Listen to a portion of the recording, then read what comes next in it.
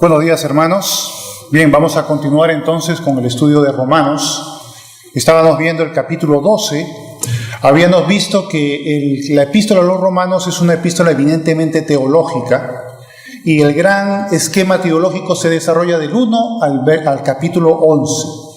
Y a partir del 12 en adelante, al 16, hay toda una exposición de exhortación, donde Pablo expone el consejo de Dios para poder normar nuestra vida de manera moral, ética, agradable a Dios, que es nuestro culto racional, como decía en el verso 1 del capítulo 12, entregar vuestras vidas como sacrificio vivo. ¿Y eso qué significaba? Que tenemos que morir a la carne para presentarnos con una actitud de poder honrar a Dios con nuestra conducta. Y a partir del capítulo 12, pues, Pablo comienza a darnos una ametralladora, por así decirlo, de exhortaciones. El capítulo 12 es un capítulo muy denso, de mucho contenido. Hemos ya visto del 1 al 8 y ahora vamos a ver del 9 en adelante. Bien, ¿qué es lo que nos dice en estos dos temas finales del capítulo 12? Que, como les decía, están llenos de joyas. Vamos al capítulo 12, verso 9.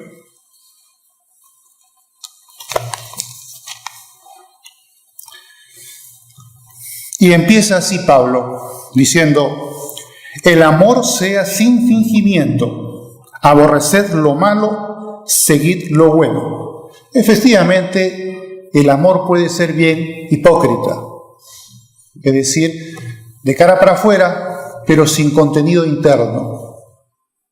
Simplemente para que la tribuna pueda apreciar que tenemos cierta piedad y cierta condescendencia con los demás hermanos, pero que no nace de dentro, no nace de tus entrañas, no viene del Espíritu Santo, sino simplemente de una quizás buena actitud o aparente actitud, pero que en el fondo es vacua, vacía.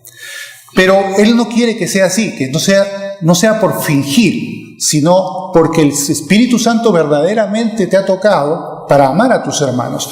Una de las cosas que seguramente en vuestra experiencia al convertiros habéis notado es que cuando uno recibe a Cristo va a suceder algunas cosas extrañas. Y una de las cosas extrañas que van a suceder es que vas a sentir un amor natural por tus hermanos en la fe. Personas desconocidas del todo. No hay un tiempo de afinidad que puedas desarrollar un afecto hacia esas personas. Pero de manera milagrosa Dios va a poner ese amor en tu corazón para que ames a tus hermanos. Y aquí viene también una interesante controversia que muchos pastores los he visto enfrentarse entre ellos por esto. ¿Es el amor una actitud o un sentimiento? ¿Qué pensáis?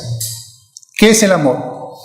Si Dios nos dice amarás al Señor tu Dios con todas tus fuerzas, con todo tu corazón, con toda tu mente, y amarás a tu prójimo como a ti mismo, ¿qué nos está diciendo? ¿Una actitud o un sentimiento? Unos podrían decir, es una actitud, porque yo no puedo dar una orden de un sentimiento, yo no puedo ordenarte que tengas un sentimiento de amor. Tendría que ser una actitud, pero también es un sentimiento. Es las dos cosas, esa es la respuesta correcta. Es las dos cosas. Es una actitud y es también un sentimiento. Sentimiento que no viene de la psicología humana, sino del Espíritu Santo. Y actitud en el sentido de que se manifiesta a través de hechos. No es decir, uy, yo te quiero mucho, te amo mucho, hermano, pero no te ayuda en nada. ¿No? Eso tendría sentido, ¿no es verdad? No tiene sentido porque eso es una incoherencia. Tiene que manifestarse como actitud el amor, pero también tiene que sentirse, y ese sentimiento no viene de las relaciones humanas mundanas, sino de Dios. Ahora, otra cosa que dice este verso, interesante, es lo siguiente, dice: aborreced lo malo, seguid lo bueno. Bien, ¿cómo sabes tú lo malo y cómo sabes lo bueno? Vivimos en una sociedad absolutamente pervertida. En Isaías 5, verso 20, hay una forma de expresar este problema del siguiente modo. Isaías 5:20 dice así: Hay de los que a lo malo dicen bueno y a lo bueno malo, que hacen de la luz tinieblas y de las tinieblas luz, que ponen lo amargo por dulce y lo dulce por amargo. ¿No les suena esto familiar? Hoy en día no es algo así, que a lo malo le dicen bueno. Sí, eso está muy bien, sí, el tema de las uniones gays, eso está muy bien, el tema de la homosexualidad hay que promoverla, que los niñitos se conviertan ya desde niños, ya entren a practicar el sexo y eso es muy bueno, muy edificante. Claro, a nosotros nos escandaliza, pero la sociedad está cambiando el chip de su mente para que todas estas cosas le sean buenas. Y así, por poner un ejemplo, hay muchísimos otros en los cuales vemos cómo la sociedad deriva moralmente hacia una perdición. ¿Por qué? Porque hay todo un incentivo, ya sea a través de grupos de poder, financieros, ideológicos o incluso hasta religiosos, que impulsan toda esa destrucción de la norma moral establecida por Dios, para hacer otra completamente distinta, una que supera cada vez límite tras límite. Una vez que supera un límite, quiere superar otro límite más moral. Y así nos hallamos en esta tesitura que menciona Isaías en el 5:20, que a lo malo le dicen bueno y a lo bueno le dicen malo. Si queremos los cristianos hablar de ciertas cosas morales, oh no, eso es xenofobia, eso es homofobia, o eso es cualquier otra de las fobias. O somos unos intolerantes. ¿Por qué? Porque estamos criticando lo que es malo. Por lo tanto, aquí Pablo le dice a los cristianos de Roma: señores, aborreced lo malo, lo que verdaderamente es malo, y seguid lo bueno. Pero ¿cómo sabes tú lo malo que es lo bueno? A través de la palabra de Dios. Por eso es lo importante y esencial de que el creyente tenga la responsabilidad de cada día estudiar la palabra de Dios. Tiene que dedicar un tiempo, como costumbre, como hábito, como disciplina, para estudiar la Biblia. Porque si no lo hace, no sabrá efectivamente qué es exactamente lo malo y qué es exactamente lo bueno, y comenzará su moral a derivar hacia aguas profundas de maldad. Eso no debe suceder. Bien, continuemos con el otro verso. El 10 dice, ahí entra ya en el tema del amor: amaos los unos a los otros con amor fraternal. En cuanto a honra, prefiriéndoos los unos a los otros. Interesante la parte final, ¿no? Prefiriéndonos los unos a los otros. Es decir, que yo antepongo mis intereses personales a los intereses de mis hermanos, prefiriéndolos los unos a los otros. Eso significa. No que yo simplemente voy a amarrarme a mis propios intereses, no importa lo que pase con el resto, sino que yo entro en una relación empática con mis hermanos, me pongo en sus zapatos. ¿Cómo le está pasando al hermano? ¿Qué puede estar necesitando? ¿Qué ayuda puede recibir de mi parte? Eso significa empatizar, ponerme en el lugar de otro y también reaccionar positivamente en relación a preferir también al otro, en la medida de mis posibilidades, por supuesto, ¿no? Obviamente no podemos ayudar a nuestros hermanos en la medida en que no podamos hacerlo. Si no podemos hacerlo, no podemos, pero en la medida que podamos hacerlo, lo hacemos, sea cualquier tipo de ayuda. Bien, luego vemos el 11, dice: en lo que requiere diligencia, es decir, poner esfuerzo, poner atención, dice: no perezosos, fervientes en espíritu, sirviendo al Señor. Aquí Pablo nos muestra un escenario en el cual Dios prefiere creyentes fervorosos, no apáticos, no, digamos, de fuego fatuo, así poquito, casi prácticamente inactivos.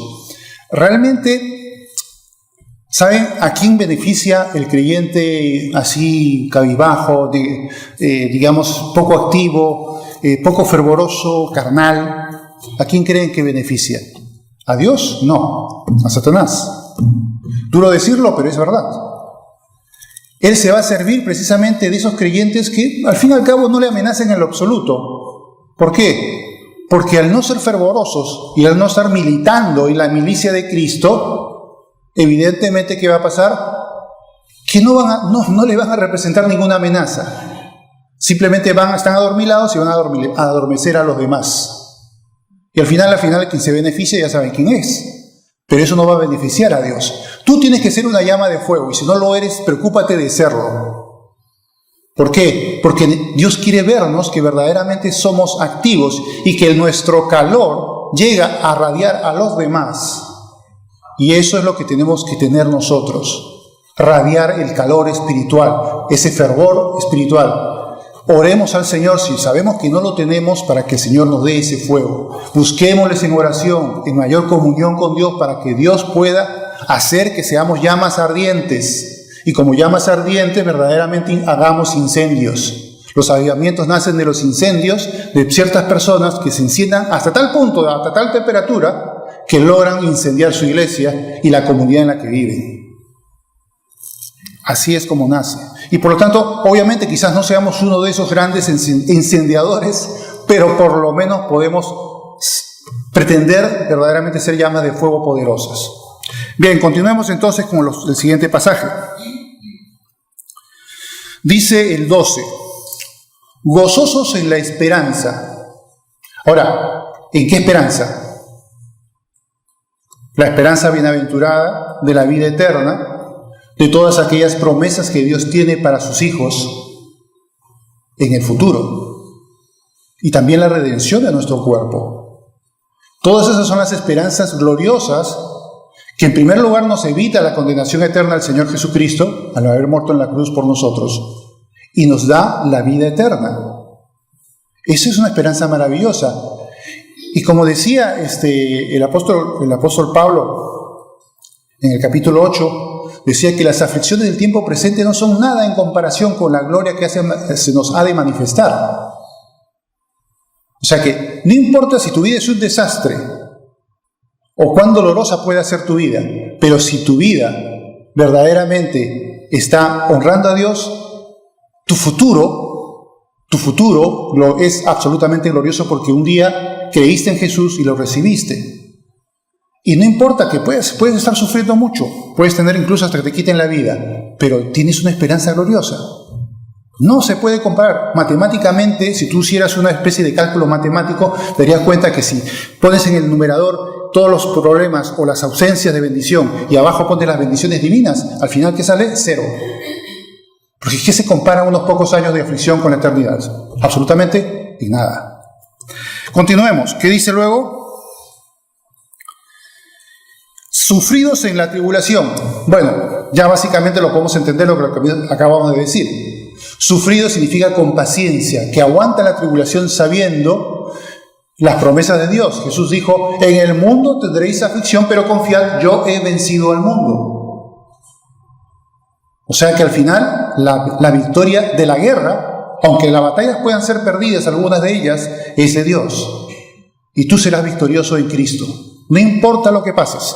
Puedes estar como uno de los que está en Corea del Norte, viviendo en tortura continua, bebiendo agua sucia, comiendo porquerías, y sin embargo puedes estar convencido de que toda esa aflicción la puedes sufrir y tendrás una recompensa grande en los cielos, porque eso fue promesa también del Señor Jesús. Habrá una recompensa grande a aquel que sufra por causa mía. Por lo tanto, tenemos todas las de ganar, simplemente por el hecho de tener en nuestro corazón a Cristo. Continuemos. Dice, constantes en la oración. Yo creo que aquí está una de las claves esenciales de lo que hemos visto antes. Porque si yo no soy constante en la oración, es poco probable que vaya a ser gozoso en la esperanza, y es poco probable que vaya a ser sufrido en la tribulación.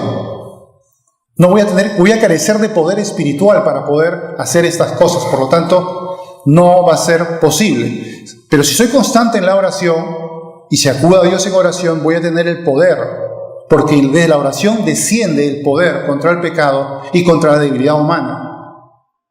Por eso Jesús le decía a los discípulos, ¿es que no podéis ni velar una hora? Oráis para que no entréis en tentación. ¿Y por qué oró tanto antes de ser entregado al Señor Jesús? Porque Él necesitaba poder, incluso Él mismo, el Hijo de Dios, necesitaba poder y lo requirió a través de la oración intensa que tuvo en Getsemaní. Y al final tuvo victoria porque él, con toda una valentía sobrehumana, se presentó ante los alguaciles que venían a capturarlo, y no vemos a Jesús corriendo, ni entrando en pánico, ni nada por el estilo, sino con una gallardía y una enorme valentía. Él acepta y va con los alguaciles y va a ese suplicio que fue la cruz. ¿De dónde sacó la fuerza? De la oración. Por lo tanto, aquí el círculo se completa con este punto: constantes en la oración. Bien, continuemos entonces.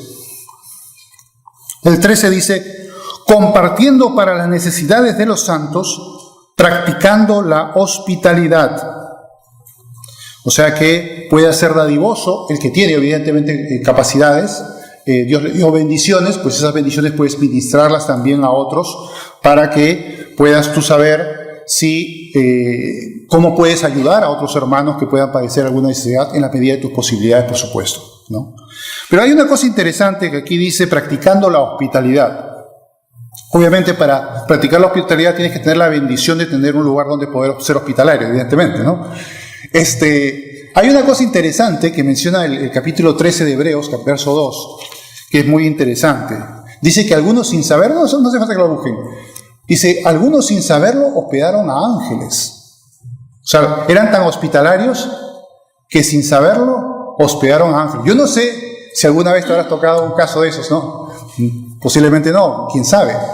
Pero lo que quiere decir que hasta ese honor puede tener una persona hospitalaria, de poder hospedar hasta incluso a un ángel. Bien, continuemos entonces lo que suele decir en el verso 14.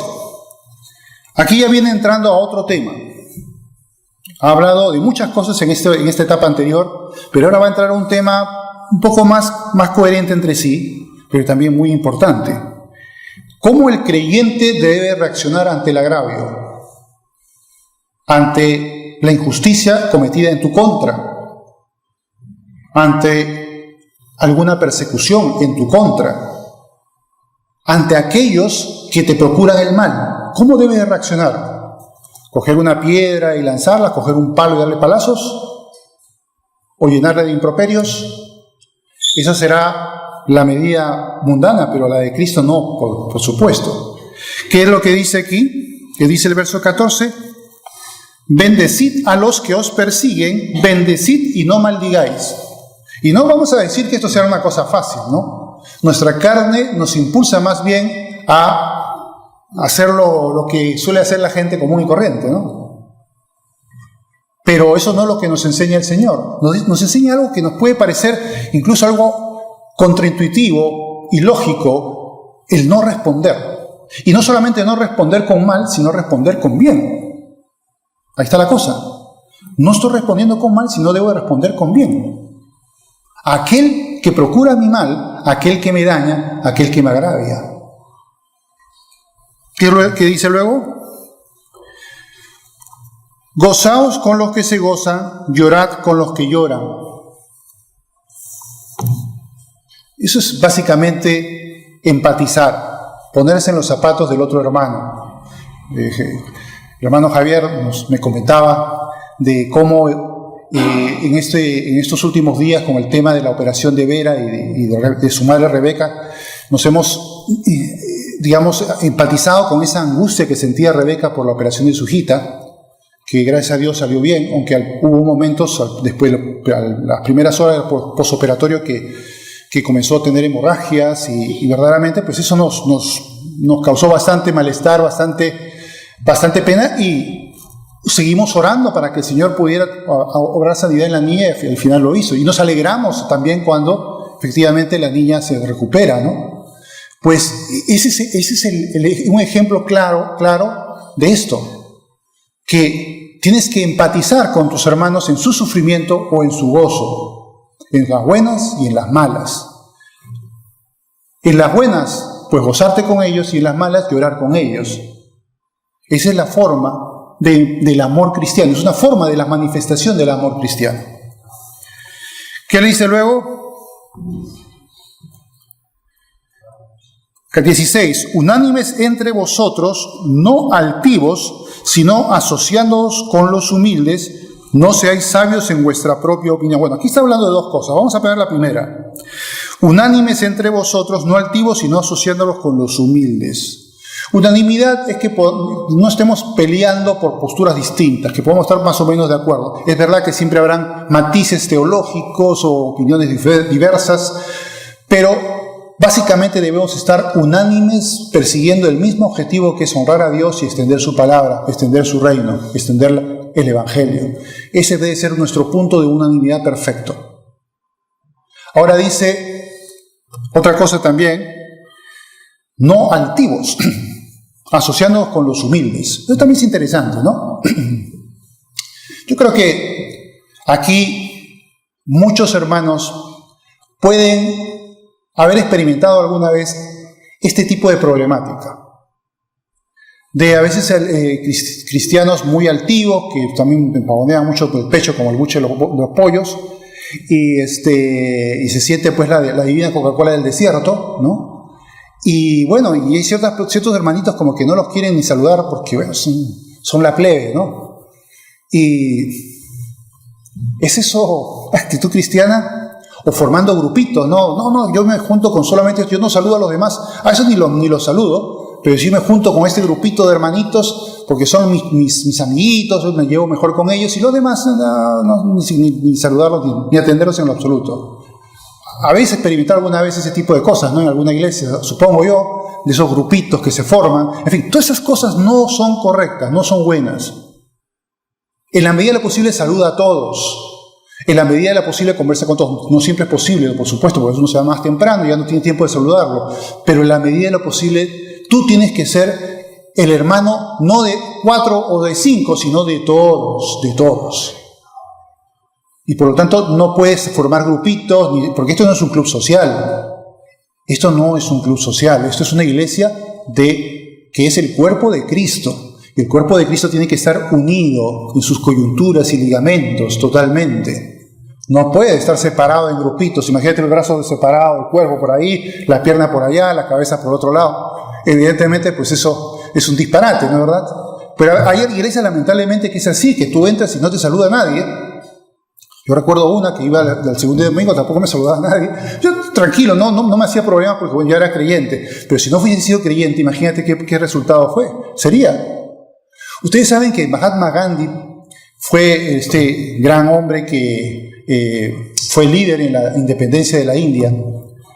Pues él, en sus primeros años de vida, él quiso ser cristiano, porque él admiraba, estuvo en Inglaterra, vio a muchos creyentes de Inglaterra. Y bueno, dijo, yo quiero pues ir a una iglesia y hacerme cristiano. Y fue a una iglesia, no sé si fue en Inglaterra o fue en Sudáfrica, da igual. Y resulta que viene un señor y en lugar de decirle bienvenido, pase usted, le dijo, mire señor, vaya usted al sitio que es una iglesia para negros. ¿Qué creen que hizo Mahatma Gandhi? No llegó a ser cristiano. Fíjense por ese detalle. Él evidentemente se decepcionó. ¿Qué tipo de fe cristiana puede ser aquella que se refleja en este señor que es segregacionista y que me tiene que derivar a una iglesia de negros? ¿Qué tipo de amor cristiano es ese? ¿Qué tipo de confraternidad es esa? Pues bueno, no creo que quizás hayamos percibido alguna cosa similar, pero nunca caigamos en una situación así, o de segregar a alguien porque no parece que es de mi agrado, mejor que no venga. No, eso no puede ser. Bien, sigamos entonces. En cuanto no seáis sabios en vuestra propia opinión, o sea que dice que bueno, pues yo no puedo equivocarme, soy una persona pues demasiado erudita y tengo el ego tan bien cargado y tan bien inflado que no puedo soportar que alguien me diga que puedo equivocarme. Y definitivamente nos equivocamos. Y nos podemos explicar mal las cosas, equivocarnos, tener ideas, porque somos seres humanos, ¿no? Hay un famoso pasaje en Proverbios capítulo 3, versos 5 al 8, que sería bueno que lo viéramos, porque es uno de los pasajes para aprenderse de memoria. Y vemos aquí una cosa interesante, ¿no? Cómo lo junta con otras cosas también básicas. 3, del 5 al 8. Y dice lo mismo, va a decir lo mismo al final que lo que dice Pablo, probablemente recordando que eso estaba en Proverbios. Dice: fíate de Jehová de todo tu corazón y no te apoyes en tu propia prudencia. Reconócelo en todos tus caminos y Él enderezará tus veredas. Dice luego, ahí viene ya el 7, no seas sabio en tu propia opinión. Teme a Jehová y apártate del mal, porque será medicina a tu cuerpo y refrigerio para tus huesos. Y es curioso que dice: teme a Jehová y apártate del mal. ¿Y saben por qué ese tipo de arrogancia de creerse sabio y creerse que verdaderamente se las sabe todas? Es más bien una forma que te vulnera a que verdaderamente seas engañado por el enemigo, te vuelvas testarudo, no quieras reconocer el argumento bíblico correcto y al final termines extraviándote en el error. Es muy peligroso. No es un deporte que recomiende en absoluto. Volvamos a Romanos 12.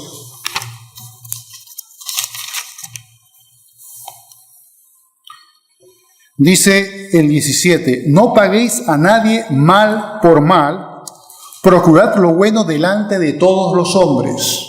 Aquí viene una parte interesante hasta el verso 21, que luego lo veremos contrastado con lo que predicó Jesús. Ya con eso terminamos y vamos a redondear las ideas que aquí se exponen. ¿Qué voy a hacer cuando alguien me agravia? ¿Le pago con un mal? ¿Me vengo de alguna manera haciendo alguna trastada para que él se duela? Esa es la mentalidad humana común y corriente. Es lo que el ser carnal común va a proponer en su mente. Vengarse, pagar mal por mal. ¿Pero qué es lo que nos dice el consejo de Dios? No hagas eso. Ahora vamos a ver más detalles de lo que está diciendo. Procurad lo bueno delante de todos los hombres, los que te caen bien, los que te caen mal, los que te hacen bien y los que te hacen mal. Con todos, sin distinción. No hay favoritos. 19. No os venguéis vosotros mismos, amados míos, sino dejad lugar a la ira de Dios. Porque escrito está: mía es la venganza, yo pagaré, dice el Señor. Y luego dice el 20: así que si tu enemigo tuviere hambre, dale de comer; si tuviere sed, dale de beber. Pues haciendo esto, ascuas de fuego amontonarás sobre su cabeza. Hay algo más que dice, esto lo saca Pablo de Proverbios 25, 21, 22. Que dice una cosa más que no menciona aquí Pablo. Vamos a verlo. Proverbios 25, 21, 22.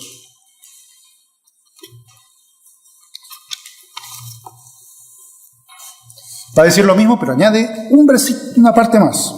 Dice: si el que te aborrece tuviere hambre, dale de comer; y si tuviere sed, dale de beber agua, porque ascuas amontonará sobre su cabeza. Y luego, ¿qué dice al final? Y Jehová te lo pagará. Fíjese qué curioso. Encima dice que Dios nos va a recompensar esa actitud. Dios va a aborrecer la actitud contraria, que sería el vengarnos, pero nos va a recompensar si hacemos lo contrario. Si creamos esas ascuas sobre su cabeza, bendiciendo y haciendo bien a aquel que hizo mal por mí. Lo va a confundir. Lo va a poner en un entredicho. Va a haber un conflicto moral en su interior. Lo va a hacer reflexionar. Y Dios va a poder usar eso también para poder llegar a su corazón. Por lo tanto, es verdad que es duro hacer eso, no es tan fácil. Tenemos que estar bien unidos al Señor para que el Señor nos dé ese ánimo de perdonar y de poder, incluso a ese que nos hace mal, hacerle bien. Orar por esa persona. aunque la parte carnal diga lo contrario. Pero tú estás llamado no a seguir a obedecer a la carne, sino a obedecer al Espíritu. Y por lo tanto tienes que hacer lo que el Espíritu te dice que debes hacer. Y es bendecir y hacer bien al que mal te hace, en la medida en que puedas. Obviamente hay veces que no puedes hacer nada porque está fuera de tu alcance, pero si está en tu alcance hacerle bien, hazlo. ¿Qué más dice? No seas vencido de lo malo, sino vence con el bien el mal.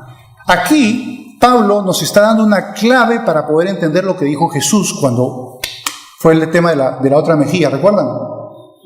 Pero vamos a ir a ese pasaje de Lucas 6, donde Jesús habla sobre este tema, y vamos luego a recordar esto que hemos visto aquí en este último verso y ahí terminamos. Vamos a Lucas, capítulo 6, versos 27 al 36.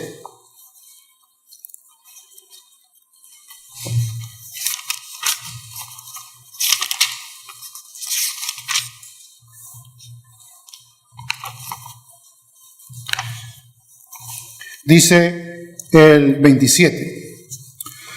Pero a vosotros los que oís, os digo, amad a vuestros enemigos, haced bien a los que os aborrecen, bendecid a los que os maldicen, y orad por los que os calumnian. Al que te hiera en una mejilla, preséntale también la otra, y al que te quite la capa, ni aun la túnica le niegues. A cualquiera que te pida, dale, y al que tome lo que es tuyo, no pidas que te lo devuelva. Fuerte, ¿no? Es fuerte porque nosotros no nos nacería carnalmente, bueno, hacer algo así, ¿no? Que te hieran y tú...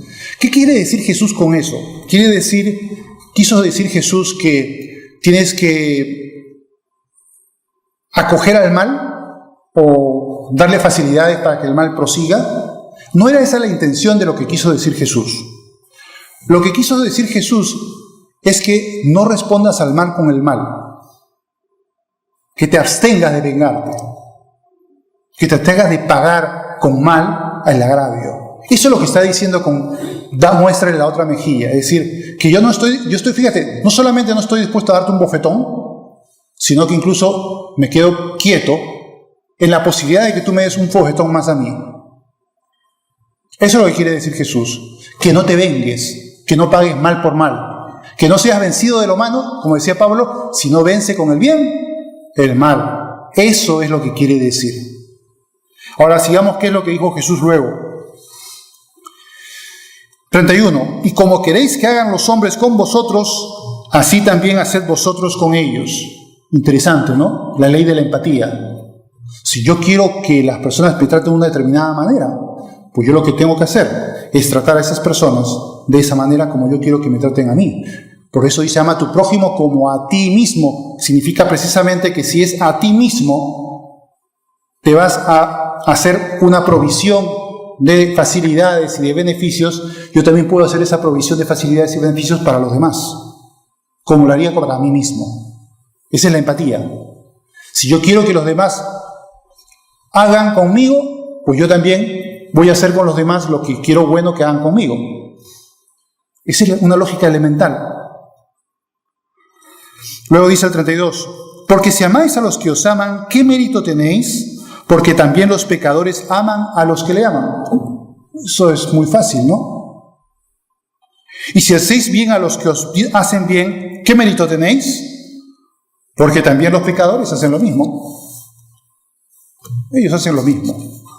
No hay ninguna luz en eso. 34. Y si prestáis a aquellos a quienes esperáis recibir, ¿qué mérito tenéis? Porque también los pecadores prestan a los pecadores para que reciban otro tanto, con interés. 35. Amad pues a vuestros enemigos y haced bien y prestad, no esperando de ello nada, y será vuestro galardón grande y seréis hijos del Altísimo, porque Él es benigno para con los ingratos y los malos. Sed pues misericordiosos, como también vuestro Padre es misericordioso. Nosotros somos embajadores de Cristo y debemos reflejar la luz de Dios. Y si Dios es así, nosotros tenemos que también ser así. Es elemental, ¿no, verdad? Ahí está la lógica. Si Dios es misericordioso y hace bien a buenos y malos, el creyente, el cristiano, tiene que hacer exactamente lo mismo y hacer bien a todos. No hay favoritos, no hay privilegiados, a todos. Y de esa manera va a reflejar la luz de Cristo correctamente al mundo.